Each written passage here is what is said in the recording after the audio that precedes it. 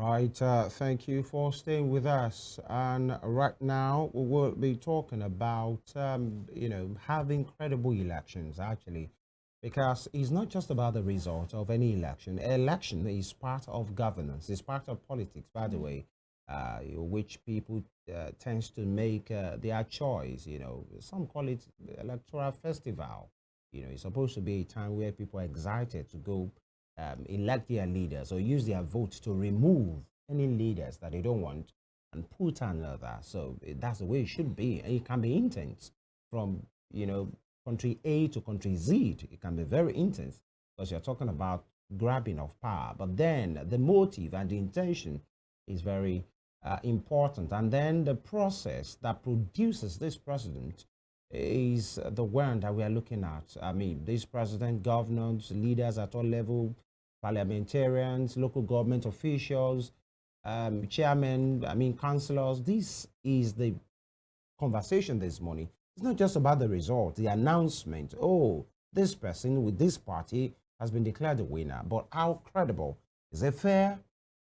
Is it credible? Is it rancor free? These are the issues as well. The campaigns can be intense, but the process leading, to the emergence of these leaders is one we are looking at. And then we have had off-season elections, especially recently in Imo, in Bayelsa, in Edo, and now just a few days ago in Ondo State. And the conversation has been towards one particular thing, which is not about the quality of the process, but about what we are seeing. And this is what we are looking into this morning. I've been joined by the Executive Director of Kimpact Development Initiative. They have been doing a lot of work in election observation rather, and then doing things that has to do and having conversations, meetings, seminars about things that has to do with governance. So we have Mr. Bukola Idowu here with us this morning virtually. Mr. Idowu, good morning. Thank you for joining us. Good morning. Thank you so much. It's good to be with you this morning. All right, very well, and we appreciate you, for coming in. And we're looking at having credible elections, really, towards having credible elections, the kind of process that will produce the kind of leaders that will show the people's will. It doesn't have to be by fire, by force. It must be this party or that party. But how credible? Let me start from there because we are looking at the Ondo elections. In fact, the Edo and the Ondo elections, the trajectory in which we have found ourselves right now. How important is it for any nation, for any state, for any local government, in fact, let me say for any society to have credible election so that whatever leaders are produced, this represents the will of the people? Well, thank you so much. I think it is extremely important that we look into electoral process because that is what we have chosen to abide with. And of course, as of today, is still the best democracy. It's still the best system of government that allows citizens to participate, to have a say in their government. I am not saying it's the best form of government in terms of development, but to allow people that freedom is still the best. And so it is just an election is just like it's just like you want to have a lot of hen, let me put it, or you want to sell egg, probably golden egg, and at the end of the day, you need? You need hen that will lay the egg. So election is from that lady egg. The eggs are the leaders in the country. So election is a platform of recruitment of leaders. So when you get it wrong, you are not likely going to get leadership wrong. So you can now see where we are coming from. So if we complain about our leaders, if we complain about the quality of leaders we have, is as a result of the electoral process, 40 electoral process that produces this set of people. It is when you have you have a pipe, a water pipe, and the water pipe is dirty inside. You don't expect clean water to come from a dirty water pipe. So that's exactly how election is. That's how important it is for a nation to have credible election. And again, people need to understand that credible election or election is not an event. As a matter of fact, the September 21 election in Edo and the November 16 election in Edo, I just mentioned dates now. That was not the beginning and the end of that election, of what constitute that election.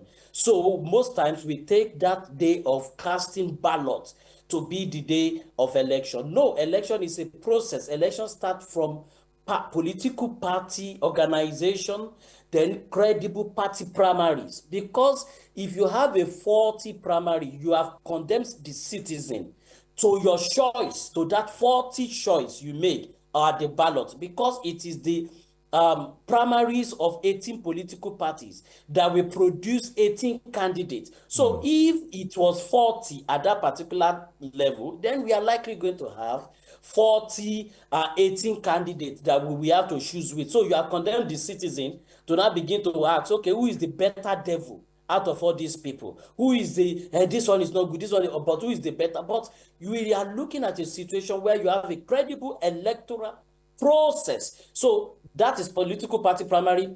INEC conduct is also a process that must produce credible elections. Security agencies is also a process that must, security agencies intervention is also a process that must produce credible election. Then again, citizen understanding, political and voter education must also be part of what will produce credible process in our election in terms of recruitment of leadership. I give you an example. In Ondo, you are mayor. Of course, it's no longer news that you have widespread of votes buying. Now, that boils down to, okay, understanding of the citizen, credibility of their choice now. So at that particular point in time, we will now be condemned for 4 years, in some instances 8 years, to the choice that we have made with these processes that start from political party, INEC, security agency, and then citizen, then the ultimate one, the judiciary. So 5 major institutions or stakeholders are responsible for Right. giving us credible election. And if anything happen within that rate, then we are likely going to have 40 leadership and 40 credible elections. Right. It is important, what you have just told us now. That it's not just about that day of casting a ballot. The process will have started days, months before that. But then let me ask you this, because I know you've had that expression before. When people say, it's like in our own case, in Africa, in Nigeria, that the worst of us are the one who leads the rest of us. And people will keep churning out this particular balance every election season. And the question is, if you think the worst of us are leading us, you that you feel you are better, why don't you throw your heart into the ring? Why don't you do that?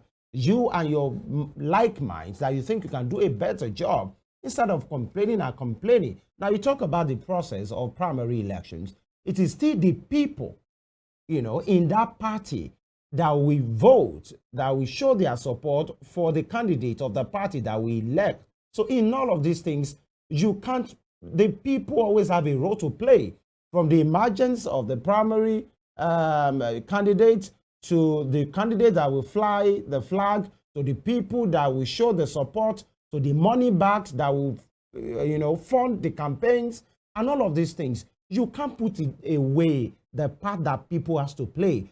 But these days, we're always 1999, the worst of us, 2003, the worst of us, till 2024. So when will the people know that they have a part to play, and a good part to play, so that they won't just be talking down on the people that are in the elections, when they themselves, that they feel they are the good ones, or that they feel they can do a better job, they won't participate? Or is the system skewed against them? If you understand what I've said.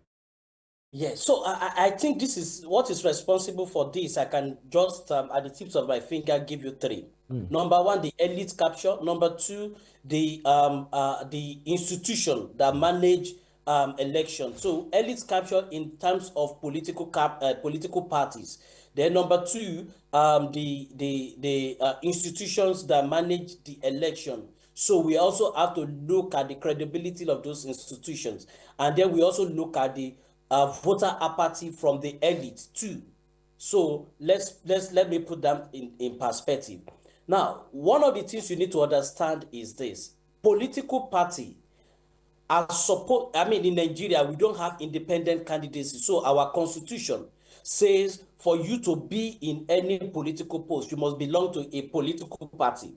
Now, that political party is the recruitment platform at which you aspire for political office, right from councillorship to the presidency. So what it means is that you must belong to a political party. Now, what is political party? Political party is a group of interested people who are interested in power, and they are bound by the same ideology, the same thinking, the same principle. So what you now have is that the political party is meant to be owned by people, the citizen. Now, but what we have today, the citizen doesn't own political party. So you have the, minority elite that capture the political party. So that is why one person, for instance, one person can begin to, we begin in Nigeria, in some of our political party, will be the one sponsoring, financing political party. So when it comes to leadership, when it comes to choosing party leadership, number one, when it comes to choosing the people that will stand for election, it sits down with few set of people to write the list. So that is what we have. But the citizens don't have a say. And that means the elite have captured it. I take you back to even, to 1983, 79, to 1959 election.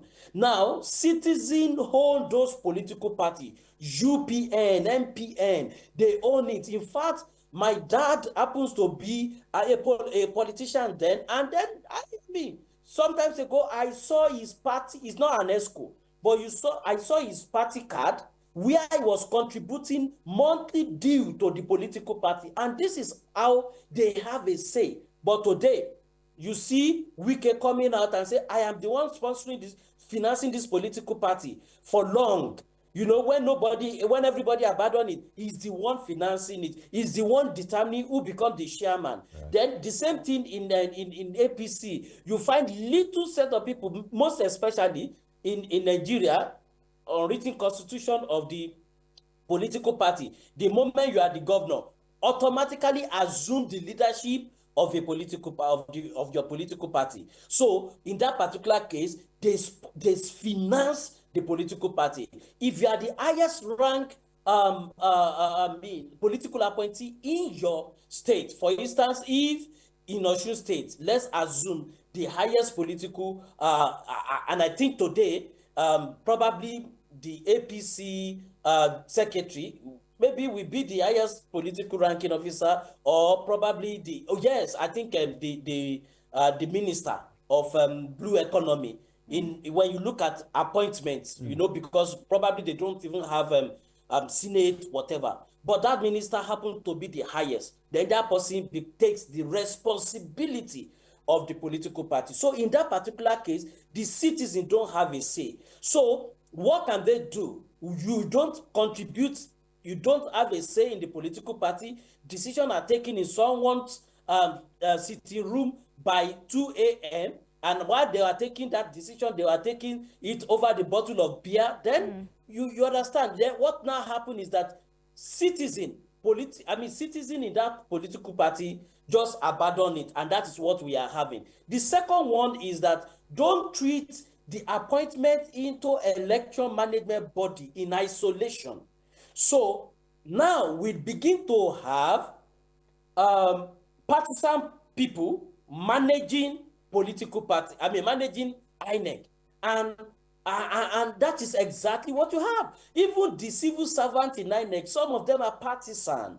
So, and this is what we have been clamoring for. One of what the things we have been championing in this reform going on is that should we be looking at an independent body who will be chosen for us, INEC Rec, INEC National Commissioner, INEC Chairman. As it is now, even if you do it with all manners of good intention, that perception is there. And I keep saying it, election is about perception. Okay, look at Ondo election. The perception is that, it's a well-organized election. You go to Edo, You say, no, no, no, no, no. The perception is there. And people drive narratives. So what am I driving at is this. If the president, who is a member of a political party, who contested an election, and then the National Assembly, who all of them are members of a political party, contested an election under a political party, we be the one to choose our rec, we be the one to choose, or the president choose the rec, choose the national commissioner, choose the chairman, and take it to the National Assembly where his party have majority. Yeah. Even if the opposition vote against it, like we saw in the last appointment of national commissioner and rec, now if the opposition vote against it, they have the majority. It will always get through. So it become a political party agenda to populate the the election management body. All right. So, and that is what we see. Then the last one I quickly want to mention is the aspect of the elite. Let me give you a statistics. Do you know, if you know Akure very well, Akure South local government is where Akure, the capital of Ondo State, is. Akure South have the highest number of registered voters, 384 thereabout. On the day of election, how many people came out in that election? 54,000 from Akure South, not up to 50%, 54. Now, I went to Ijapo. Ijapo happened to be the conclave of the elite. And then when we got to the place, you see the turnout was very low. In a particular polling unit, you have 4 people coming to vote. So what does that mean? Even the elite, the people, Akure owns a lot of institutions, they were well, you understand? Now, the elite are not even coming out to vote. So if these elite are coming out to vote, probably they will have been changing the trajectory of the our direction. But we have led the voting for people that 5,000 means a lot to.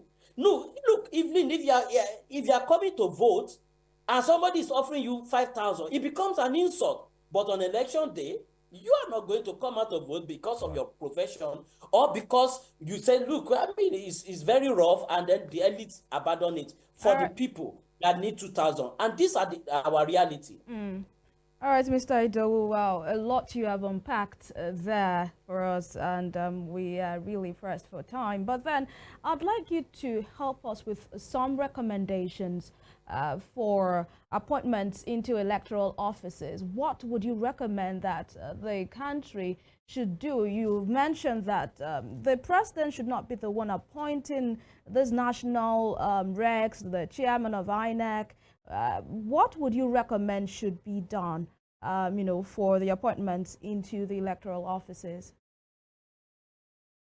From different countries. Of course, we've studied different countries. Recently, we are in US to look at the electoral process, and then we ask questions. So I take, from different countries, and then we can now look at what will fit us better in this country.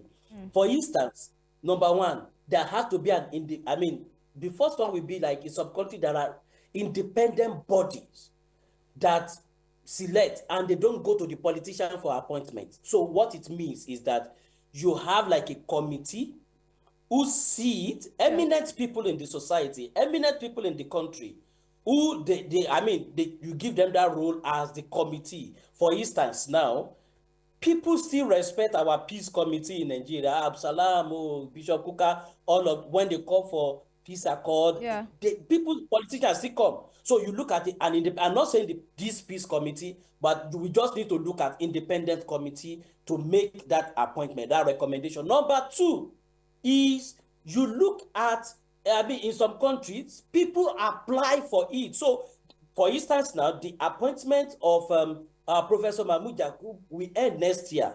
So there will have been an announcement that if you are aspiring for this position, you want to be for this position, come out. And so it's like a job.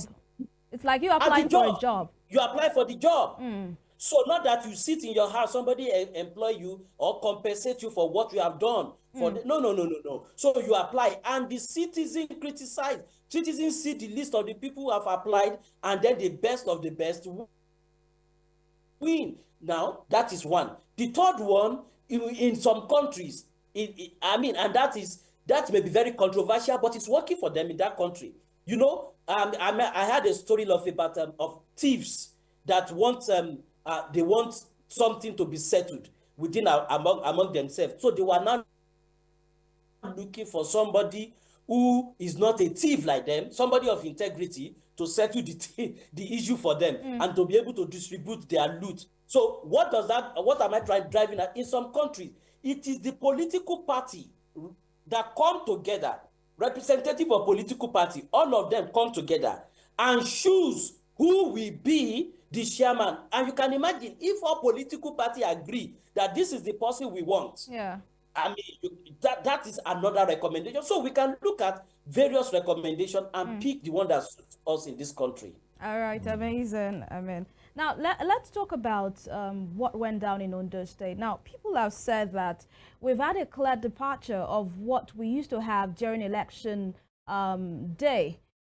In the past, we know you see violence, you see bloodshed, you see snatching of boxes in different wards and different units. But for the Ondo and also the Edo elections that we had in September, it was a clear departure. People, when you interview people, they tell you it went peaceful, there was no issue and all of that. But we see, will I say, another season entirely of vote buying that is brazenly done. Now, my question is, would you say we have made progress? Looking at, with the benefit of hindsight, where we are coming from, the 1999 elections, the 2003 election, 2007 elections, 2015, 2019 elections, would you say we have actually made progress? Coming from a place of violence, now we are violence-free, but another thing is now the order of day. Absolutely, we've made tremendous progress. Like I used to say, we are not where we need to be, but we are not where we used to be. We have made a lot of progress from the aspect of transparency, from aspect of election security, from the aspect of technology. We have made a lot of progress. For instance, now, in 2011, in 2007, the 2007 election looks like the worst, that even Yaradua came out and said, look, there had to be a reform and set up Justice Uwe's committee. So when you look at those elections, I remember they are still voting in Ondo State, and they've announced their governor in Abuja. Voting is still going on, and they've announced their governor that this is the person that won, having scored the highest number, is returned, and people are still on queue. So, and that was the situation there, but those things don't happen again now. So with technology, with IREV, we can trace it, we can collate it. For instance, KDI collated the entire result, 3,000 result, 99% that was uploaded on the IREV. We collated it, tabulated it to look at what INEC declared. So now things have improved. Now again, you find violence coming down. Anyway, I want to say that it's not like that was automatic. I know for some of us, we know the kind of work we did. For KDI, for instance, we had a lot of engagement using data. We have 3 major retreats with security agencies to give them exactly what they need to do. We organize security summit the same way with other civil society organizations. Okay. And then we already need to let people know that you don't need to die. And then you find out that, well, probably voter education is now beginning to work, and people begin to see why they don't need to fight. The other area is that whether we like it or not, with that, there has been that progress. We have peaceful election, which is the best, that we need to do. And then again, the other area that is also very, very tricky and dangerous is that I hope people are not resigning to fate. That why do I need to exactly. to shout I was coming there, Mr. Idowu. I wanted to ask you if this progress we have made is producing the right results for us, or we are just celebrating this progress that is not really translating into the results that we want, which is having true democracy. So, I think for us at civil society and everybody, the media, our job is cut out for us, because what I am seeing now is that we are not really saying we are practicing that democracy. In Yeah. fact, a matter of Nigeria, as of today, is categorized under authoritarian democracy. Though, and the challenge, and this is the point, because we keep, it's like, oh, you want, people think election is democracy, and that is why we are having it every 4 years. And so, oh, democracy, victory for democracy. So what about media freedom? Is that press freedom?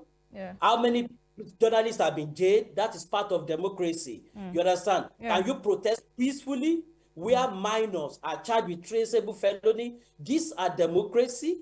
No party institutional capture. It's not democracy. Institutions are meant to function themselves.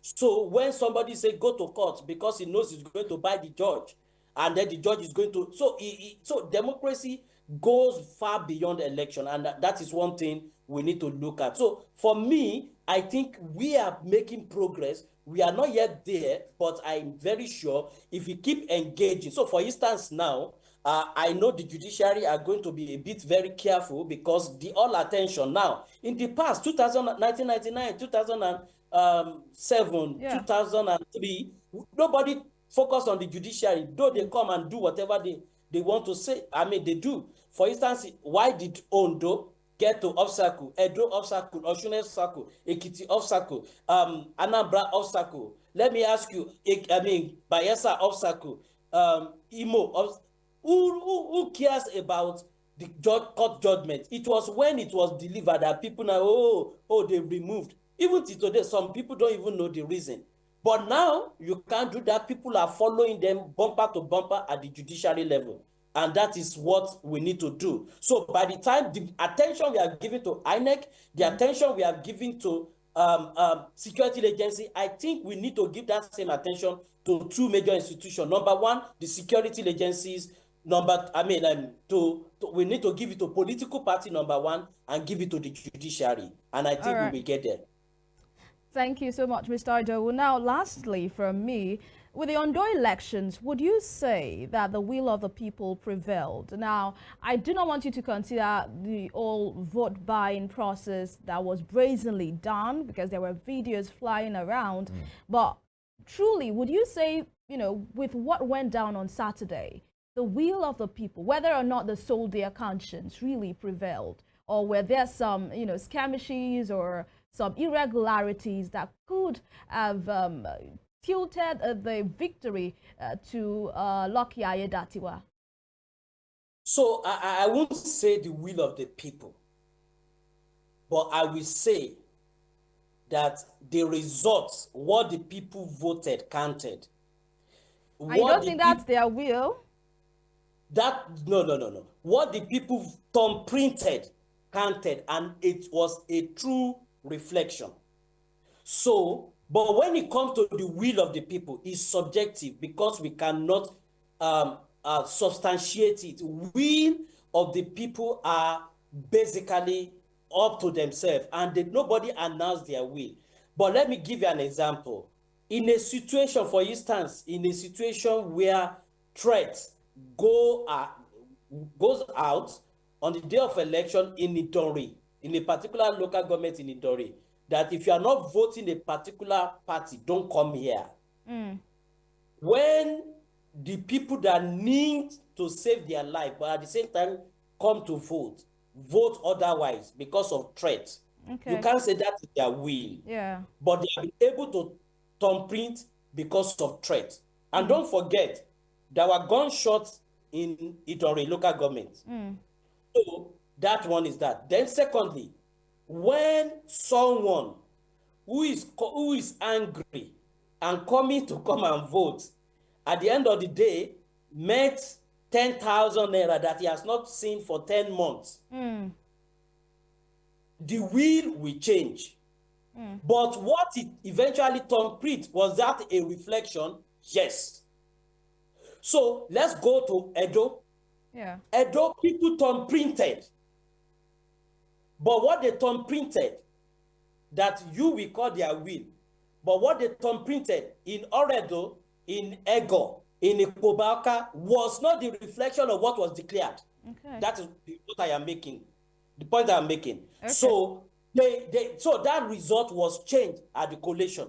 So, but here, what the people thumb printed was what was reflected. That is just the difference. All right. Speaking to voters' apathy very quickly, about 24.8% were the the figure that came out to vote, and there are people that believe that voting should be made compulsory in Nigeria. If not, we'll continue to have a decline in voters' turnout for elections. Do you subscribe to that?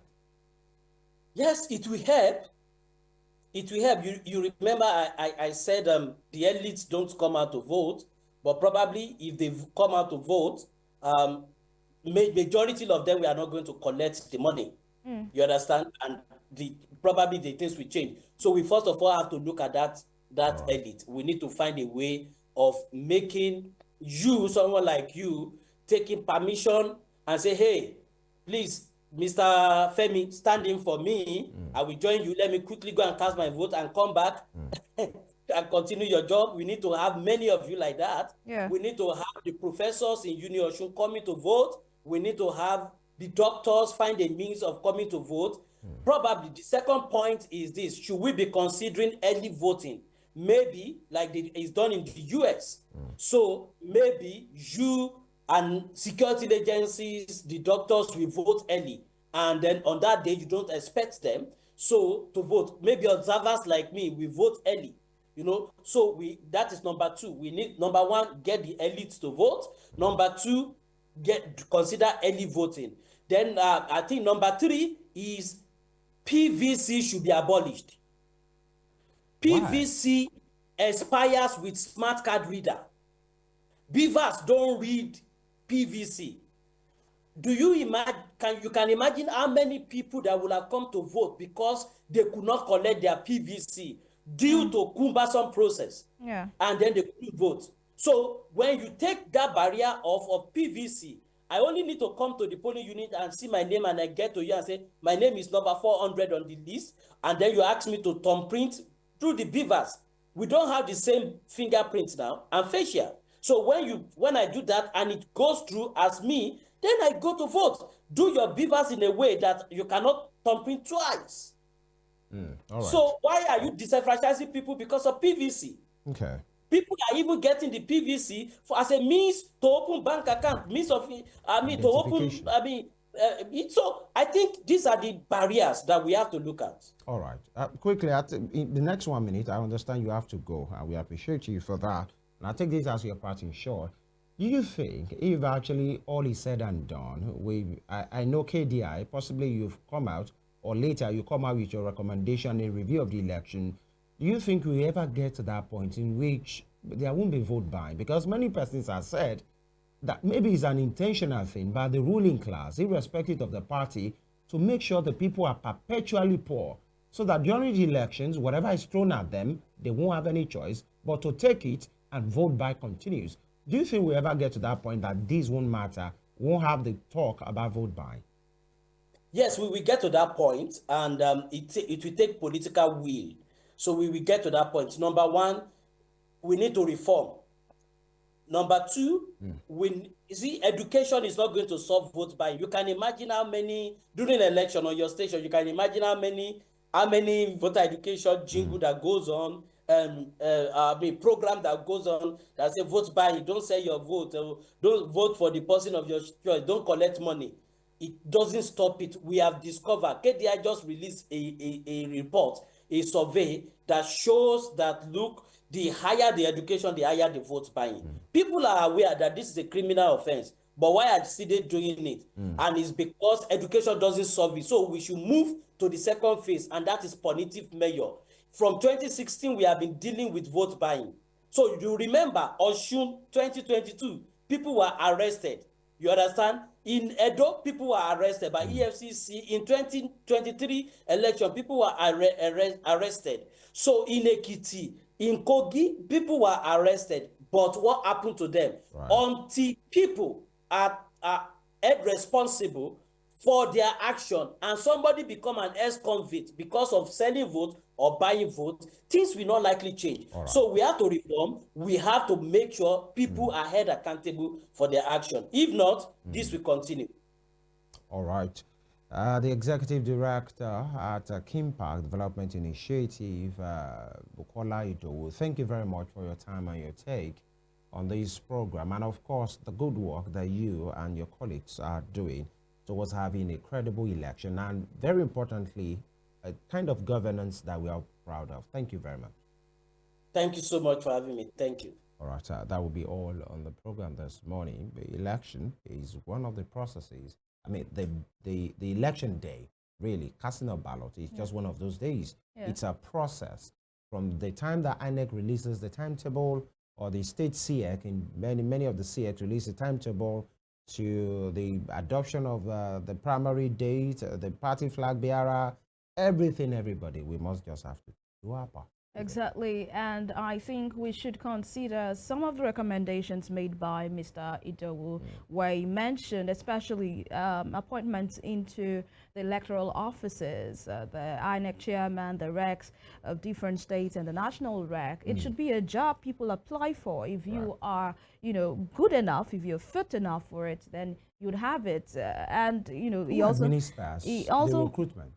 He also mentioned an independent body. He made mention of the Peace Commission, Bishop Matthew Kuka and Abdul Salami. So I think it's one we should consider if we really want to move forward. Yeah. The last recommendation he gave was the one of political parties coming together to choose. I wonder if that will work in Nigeria. And, the illustration he gave, it seems like it's like, in this contest now, I'm not calling them thieves, thieves coming together and say, let's just look for a way to share this loot. So we are going to look for somewhere, someone neutral that can share it accordingly. For definitely. So anyone we want to pick, I think it's time we looked into it, because if Mr. President just appoints this Rex and this chairman, definitely he'll pays the piper dictates the tune. That's what they say. So they would really want to dance to the tune of the person who appointed them.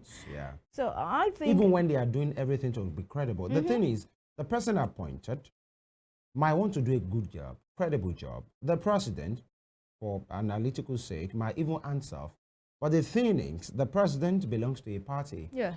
The party that is not in power will always second guess, because in as much he's the one who appointed, you think the loyalty will be to the person who appointed him. So there will always be that banner, that toga of this person will never work for us. And if that person, the party outside government gets the power now, is victory for democracy. But if actually they lose, then it's Ojoro. And I think we need to move from that point. But then it must be crystal clear that yes, the process is smooth. And it's not just a one-person job. He has the umpire, the selection, the OMOE, as they call them in Yoruba, the party flag bearers, and everybody, and the electorate that are fetching. They are looking for who is paying 10,000, who is paying 5,000. But then some will flip it over and say the people, the politicians made them to be like that. And who is gaining all of this? The politicians. If you buy vote or you sell vote, it's not the community that gains. It's the people that brought the money because they need it. And some will say the people should know that if your vote doesn't count, if it is not important, people will not be looking for it to buy. Sure. And I think that's the analysis. If you think will count, they already know they will vote for. They won't be going around the Ghana must go to buy it. It's because it counts. And these are some of the reasons that we are seeing this being said, being hidden it done at a time. But in the last few days in Ondo, it was just who is available. Let's come and have it. Of course, we'll continue to speak to issues as they affect us as a people. Heading towards moving to that democratic state, we should have democracy, in Nigeria. One thing that struck with me with what Mr. Idowu said was where he mentioned that Nigeria really, we can say that we are an authoritarian state and not a democratic state because of what we see Authoritarian democracy. Yes, and some would say pseudo democracy, Yeah. something that looks like democracy, but it's not not really. really democracy. But we are working towards having that democratic Yes. state, and one day, very soon, we will get there. The Thank you question for being is, a part how of our soon world. will be that soon? Yeah.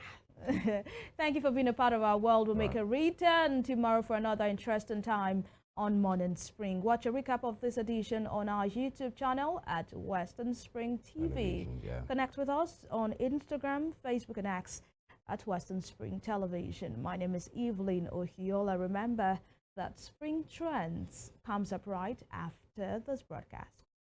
And my name is Femi Ojo. Thank you for staying with us. God bless Nigeria. God bless you. Adios.